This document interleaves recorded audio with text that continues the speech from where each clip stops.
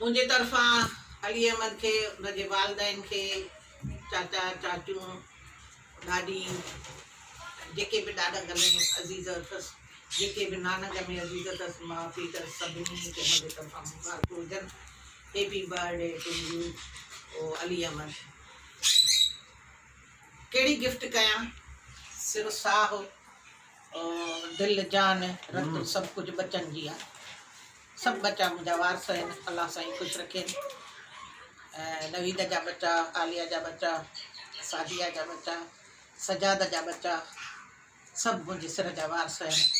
इन नंढड़े के हिकिड़ो गानो गिफ्ट कंदसि हिन जे पीउ जे आवाज़ सां गॾु।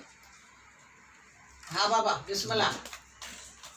भलोआ भलोआ अलिए भलोआ भलोआ भलोआ सोण काका भलोआ भलोआ भलोआ अली अहमद भलोआ सभिनी खां भलोआ मुंहिंजो बाबू भलोआ मिठो बाबू भलोआ भलोआ भलोआ अली अहमद भलोआ।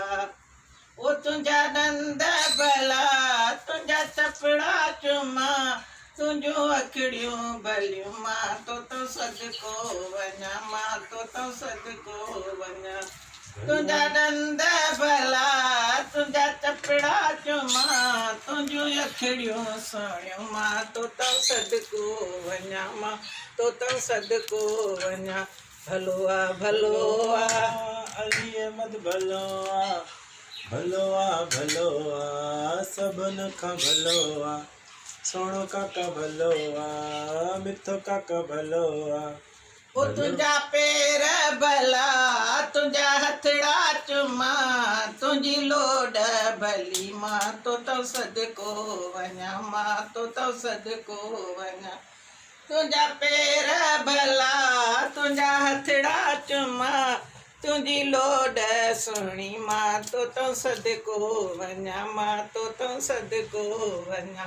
भलोआ भलोआ अली अहमद भलोआ सबन खां भलोआ सोणो काको भलोआ मिठो काका भलोआ अली अहमद भलोआ भलोआ भलोआ अली अहमद भलोआ। ओ तुंहिंजो देश भलो तुंहिंजो वेश भलो तुंहिंजी संगत भली मां तो सदको वञा मां तो सदको वञा।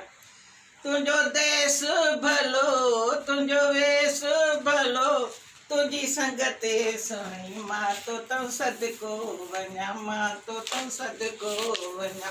भलोआ भलोआ अली अहमद भलोआ सभिनी खां भलोआ सबन खां भलोआ अली अहमद भलोआ मिठो काका भलोआ।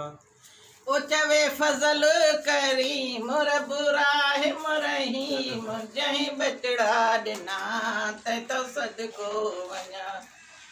ओ चवे फजल करीम रब राहिम रहीम जंहिं बचड़ा ॾिना तंहिं तो सदको वञा मां तंहिं तो सदको वञा मां तंहिं तो सदको वञा। भलोआ भलोआ अली अहमद भलोआ सभिनी खां भलोआ मिठो बाबू भलोआ सोणो पुट भलोआ मिठो बाबू भलोआ। हाणे इहो ट्रैक कराईंदासीं भाउ नज़ीर समय खां, पर फ़िलहाल जेको आहे सो का एतिरी असांखे फैसिलिटी न आहे ऐं थोरो माहौल अहिड़ो आहे पाबंदीअ जो जंहिंजे करे ट्रैक न ठाराए सघियासीं। इंशाअल्लाह तव्हांजे दुआउनि सां ऐं जंहिं वक़्तु वॾी सालगिरह हिन जो चाचो नेमतुल्लाह कंदो उन वक़्तु असां इहो ट्रैक पेश कंदासीं।